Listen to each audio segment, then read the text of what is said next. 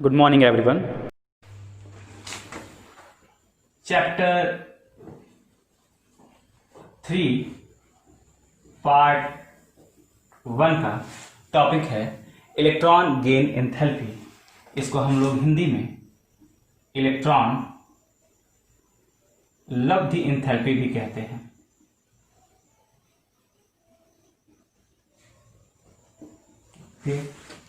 ये है क्या? जब किसी विलगित गैसीय परमाणु, ध्यान रहे शब्द इस्तेमाल हुआ है विलगित गैसीय परमाणु, जब किसी विलगित गैसीय परमाणु के बाह्य कोश में इलेक्ट्रॉन प्रवेश कराया जाता है तो जो भी एंथैल्पी परिवर्तन होता है, जो भी ऊर्जा परिवर्तन होता है या ऊष्मा परिवर्तन होता है, उसे हम लोग इलेक्ट्रॉन लब्धि एंथैल्पी कहते हैं। यहां पर एंथैल्पी ऊष्मा को दर्शा रहा है। जब भी स्थिर दाब की ऊष्मा की बात की जाती है तो ऊष्मा को एंथैल्पी के पदों में लिया जाता है। अब एंथैल्पी चूंकि स्टेट फंक्शन है, इसलिए यह केवल प्रारंभिक और अंतिम अवस्था पर निर्भर करता है, तो यहाँ पे डेल्टा एच लिया गया है।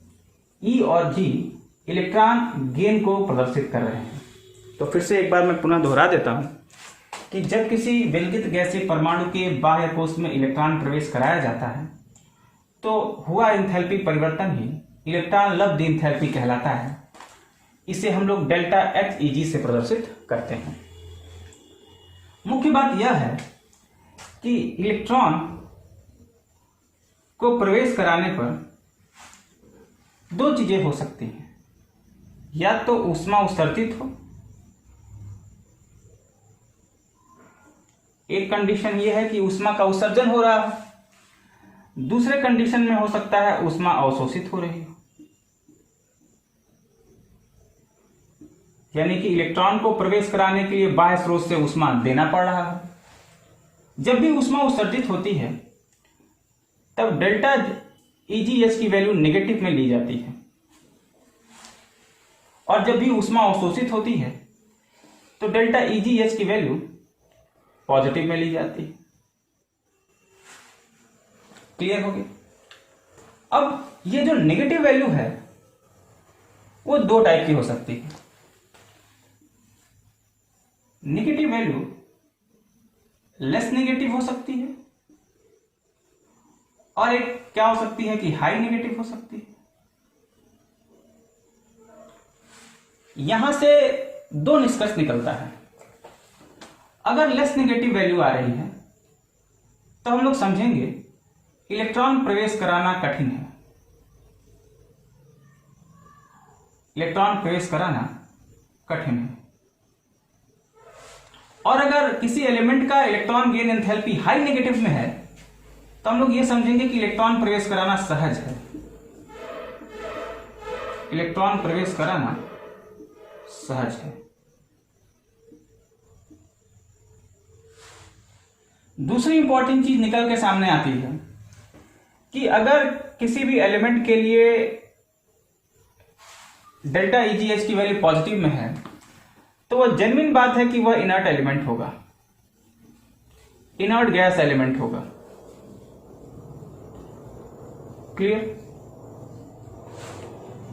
आइए कुछ सारणी और आंकड़ों को देख करके इसे समझने का प्रयास करें।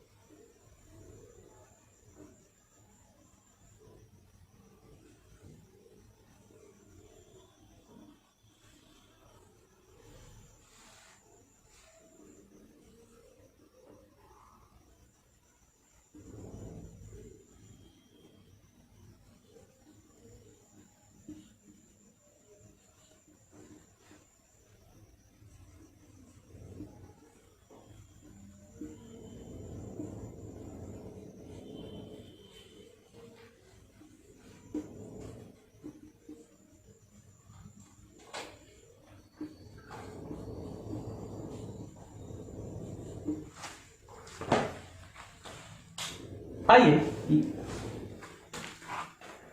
स्क्रीन पर आपके सामने एक सरणी दी गई है। इसमें विभिन्न तत्वों के इलेक्ट्रॉन लब्ध एंथैल्पी का मान दिया हुआ है। आइए उससे कुछ निष्कर्ष निकालते हैं।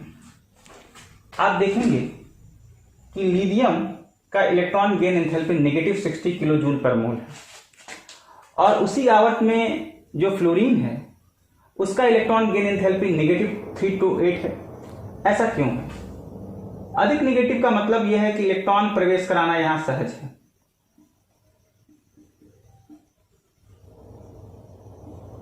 आसानी से यहां पर इलेक्ट्रॉन को हम लोग प्रवेश करा सकते हैं। क्यों करा सकते हैं? इसके पीछे का फैक्ट यही है कि यहां Z इफेक्टिव का मान बहुत अधिक है, एटॉमिक रेडियस कम है, छोटा है। क्लियर? तो हम समझेंगे जब एटॉमिक रेडियस कम होगा तब इलेक्ट्रॉन प्रवेश कराना सहज होगा, और ऐसी स्थिति में एलिमेंट का electron gain enthalpy more negative होगा। ठीक उलट यहां पे लेस नेगेटिव वैल्यू है, इसका मतलब यहां इलेक्ट्रॉन प्रवेश कराना आसान नहीं है। अब इलेक्ट्रॉन प्रवेश कराना आसान नहीं है, इसका मतलब क्या है? क्यों इलेक्ट्रॉन प्रवेश कराना सहज नहीं है? क्योंकि इसका एटॉमिक रेडियस अधिक है, क्योंकि Z इफेक्टिव की वैल्यू कम है। क्लियर? यानी कि अगर साइज बड़ी होगी, यहां पे मैं लिख देता हूं, एटॉमिक रेडियस अगर अधिक है तो इलेक्ट्रॉन गेन एंथैल्पी की वैल्यू लेस नेगेटिव होगी। क्लियर हो गया? उस हिसाब से फ्लोरीन से अधिक साइज क्लोरीन का है, क्लोरीन से अधिक साइज ब्रोमाइन का है, ब्रोमाइन से बड़ी साइज है आयोडीन की। यानी कि क्लोरीन का जो इलेक्ट्रॉन गेन एंथैल्पी है वो लेस नेगेटिव होना चाहिए, लेस नेगेटिव होना चाहिए। उससे लेस नेगेटिव ब्रोमाइन का होना चाहिए है, ब्रोमाइन से लेस नेगेटिव आयोडीन का होना चाहिए है, लेकिन फ्लोरीन से लेस नेगेटिव वैल्यू होना चाहिए क्लोरीन का, लेकिन क्लोरीन की वैल्यू अधिक है। यानी कि यहां इलेक्ट्रॉन प्रवेश कराना सहज है। क्या कारण है? तो आइए देखते हैं कि फ्लोरीन की तुलना में क्लोरीन का इलेक्ट्रॉन लब्ध एंथैल्पी अधिक ऋणात्मक है। क्या कारण? बच्चों जानो कि फ्लोरीन में 2p कक्षक में बाह्य इलेक्ट्रॉन प्रवेश करता है, ठीक, और क्लोरीन में 3p कक्षक में इलेक्ट्रॉन प्रवेश करता है। अब आप जानते ये हैं कि 2p का जो साइज है, 2p का आकार 3p की तुलना में छोटा है, 3p की तुलना में छोटा है। अब इससे क्या निष्कर्ष निकल रहा है कि यहां पर 2p में इलेक्ट्रॉन इलेक्ट्रॉन रिपल्शन अधिक है, इलेक्ट्रॉन इलेक्ट्रॉन रिपल्शन अधिक है, और यहां इलेक्ट्रॉन इलेक्ट्रॉन रिपल्शन क्या है? कम है। इस कारण से क्लोरीन में इलेक्ट्रॉन प्रवेश कराना सरल है, क्योंकि यहां इलेक्ट्रॉन इलेक्ट्रॉन रिपल्शन कम है, और फ्लोरीन में इलेक्ट्रॉन प्रवेश कराना कठिन है, क्योंकि यहां इलेक्ट्रॉन इलेक्ट्रॉन रिपल्शन अधिक है। तो ये रहा इलेक्ट्रॉन गेन एंथैल्पी। आयनन एंथैल्पी, जैसा कि लिखा है कि किसी विलगित गैसीय परमाणु के बाह्य कोश से इलेक्ट्रॉन निकालने में जो ऊर्जा लगती है तत्व की आयनन एंथैल्पी कहलाती है। इससे पहले यह निष्कर्ष निकल रहा है कि चूंकि एनर्जी रिक्वायर्ड है, इसलिए जो डेल्टा आई एच जो रिप्रेजेंट करता है आयनन एंथैल्पी को, उसकी वैल्यू हमेशा पॉजिटिव होगी, कि हमेशा इलेक्ट्रॉन निकालने के लिए ऊर्जा देनी पड़ती है। यानी कि ये ऊष्माशोषी प्रक्रिया है। यहाँ पे एक और चीज़ हम समझ सकते हैं कि ये प्रक्रिया क्या है? ऊष्माशोषी है।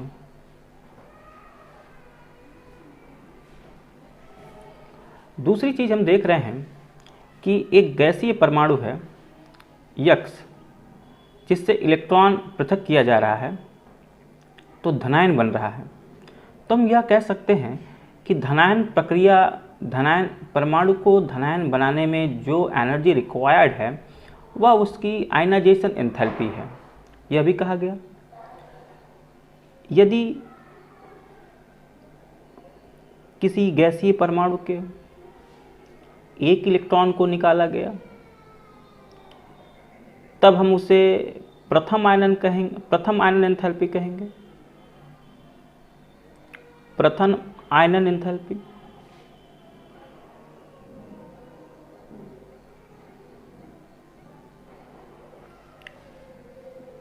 उसी परमाणु से जब हम दूसरा इलेक्ट्रॉन निकालते हैं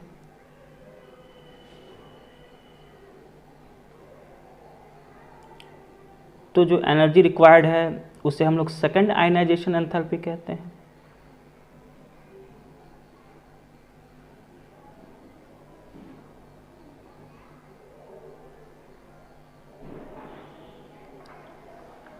वहीं अगर हम एक और इलेक्ट्रॉन अगर हम निकाल देते हैं तो हम उसे तृतीय आयनन एंथैल्पी कहेंगे।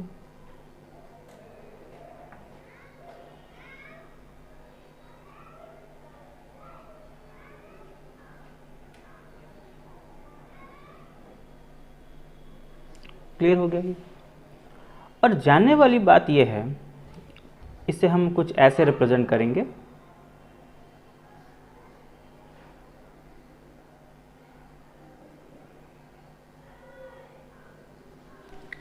और यहाँ पे इम्पॉर्टेंट ये है कि डेल्टा IH1 यानी कि फर्स्ट आयनाइजेशन एंथैल्पी से अधिक वैल्यू होती है सेकेंड आयनाइजेशन एंथैल्पी की, सेकेंड से अधिक होती है थर्ड की। क्लियर हो गया ये चीज़? ऐसा इसलिए होता है कि जब हम इलेक्ट्रॉन को रिमूव करते हैं तो Z इफेक्टिव की वैल्यू बढ़ जाती है। Z इफेक्टिव की वैल्यू बढ़ने से न्यूक्लियस और आउटर मोस्ट इलेक्ट्रॉन के बीच अट्रैक्शन बढ़ जाता है, जिससे कि साइज छोटी हो जाती है और इलेक्ट्रॉन निकालना उतना ही कठिन हो जाता है, यानी कि हमको और अधिक एनर्जी लगानी पड़ती है इलेक्ट्रॉन को पृथक करने के लिए। तो ये एक जनरल बात हो गई आयनाइजेशन एंथैल्पी के बारे में।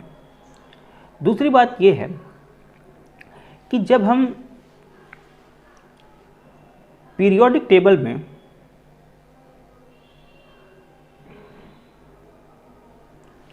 जब हम लेफ्ट टू राइट जाते हैं तो साइज में लगातार कमी आती है। साइज में कमी आती है क्योंकि Z इफेक्टिव की वैल्यू बढ़ जाती है और एटॉमिक रेडियस कम हो जाता है। तो हम समझ सकते हैं कि न्यूक्लियस और आउटर मोस्ट इलेक्ट्रॉन का अट्रैक्शन बढ़ जाता है। क्लियर हो गया? तो ऑब्वियस सी बात है कि इलेक्ट्रॉन निकालने के, तो साइज छोटी हो जा रही, इलेक्ट्रॉन निकालने के लिए हमको जो रिक्वायर्ड एनर्जी है वो अधिक लगानी पड़ेगी। ये बात क्लियर हो गई? तो हम कह सकते हैं कि जब हम लोग पीरियड में लेफ्ट टू राइट जाते हैं तो आयनाइजेशन एंथैल्पी की वैल्यू बढ़ जाती है। वहीं अगर हम लोग ग्रुप में अप टू डाउन आए तो ये जो वैल्यू है, जो साइज है वो रेगुलरली इंक्रीज कर रहा है। ऐसा करने से इस कंडीशन में Z इफेक्टिव की वैल्यू घट जाती है, तो आयनाइजेशन एंथैल्पी की वैल्यू भी घट जाती है। अब आप देखो, Z इफेक्टिव अगर बढ़ रहा है तो आयनाइजेशन एंथैल्पी की वैल्यू भी जो है वो बढ़ रही है। तो ग्रुप में हम लोग ऊपर से नीचे आते हैं तो आयनाइजेशन एंथैल्पी की वैल्यू बढ़ती है, और लेफ्ट टू राइट जाते हैं तो आयनाइजेशन एंथैल्पी की value, I am sorry it's very invert here.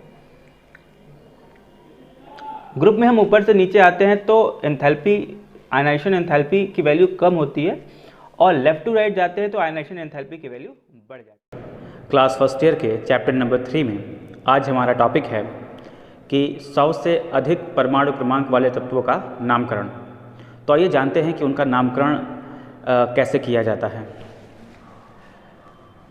ऐसा देखिए, यहाँ पर एक शब्दावली है जिसमें अंक 0 को नील नाम दिया गया है, संक्षिप्त रूप उसे N से प्रदर्शित करते हैं। उसी प्रकार अंक 1 को अन से, 2 को बाई से, 3 को ट्राई से, 4 को क्वेड, 5 को पेंट कहते हैं, 6 को हेक्स, 7 को सेप्ट, 8 को ऑक्ट और 9 को एन कहते हैं। तो आप देख पा रहे होंगे कि यह अंकों का IUPAC नाम है। जैसे अगर मुझे 101 लिखना है तो मैं लिखूँगा 1, तो इसको कुछ ऐसे लिखूँगा अन। 0 को लिखना है नील, 1 को लिखना है अन।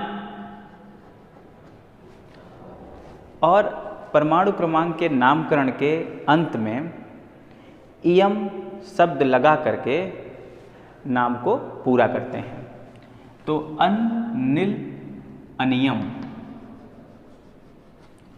इयम लगा दिया। उसी तरह अगर 105 को करना है, 1 को हम लोग क्या कहेंगे अन, 0 को नील, 5 को पेंट,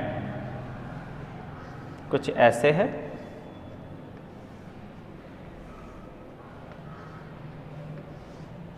तो 5 को पेंट कहा और लास्ट में वर्ड जोड़ देना है ईएम। तो इस तरीके से हम IUPAC नामकरण करते हैं अगर तत्व का परमाणु क्रमांक 100 से अधिक है। अगर 100 का ही करना हुआ तो कैसे करेंगे? अन, नील, फिर नील, इयम। नाम क्या हो गया? अन, नील, नीलियम। तो इस तरीके से हम लोग नामकरण करते हैं। क्वेश्चन यह है कि नामकरण इस प्रकार से आवश्यकता क्यों हुआ? नामकरण का यह तरीका अपनाया क्यों गया? जैसे कि हम लोग हाइड्रोजन लिखते हैं, क्लोरीन लिखते हैं, ब्रोमीन लिखते हैं। दरअसल तत्वों का नामकरण तत्व कहाँ खोजे गए हैं यह आधार होता है, या फिर तत्व कौन से स्रोत से प्राप्त हुआ है यह आधार होता है। तो इन्हीं दोनों आधारों के नाम के इन्हीं दोनों आधार पर तत्व का नामकरण किया जाता है। लेकिन 100 से ऊपर जितने भी तत्व हैं वह मानव संश्लेषित हैं। इसलिए वैज्ञानिक जो है बिना किसी विश्वसनीय आंकड़ों के ही नए तत्वों की खोज में लगे रहते हैं और नए तत्वों को प्रस्तुत करते हैं, और हमेशा विवादास्पद रहता है ये नाम। जैसे 104 परमाणु क्रमांक का अमेरिका ने दावा किया इसको और नाम दे दिया रदरफोर्डियम, और रशिया ने इसको इसकी खोज का दावा किया और उसे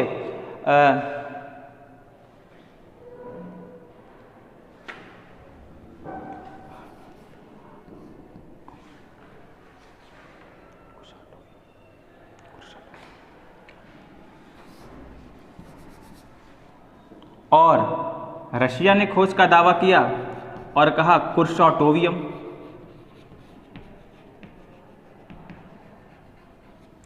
तो आप देख ही पा रहे हैं जो संश्लेषित तत्व हैं उनका नामकरण हमेशा विवादों के घेरे में रहता है, क्योंकि जब भी नामकरण किया जाता है तो नामकरण से पूर्व यह देखा जाता है कि तत्व की खोज कहाँ हुई है और तत्व का मूल स्रोत क्या है। इसी आधार पर नामकरण किया जाता रहा है। लेकिन जब मानव संश्लेषित तत्वों की बात आती है तब नामकरण जटिल हो जाता है।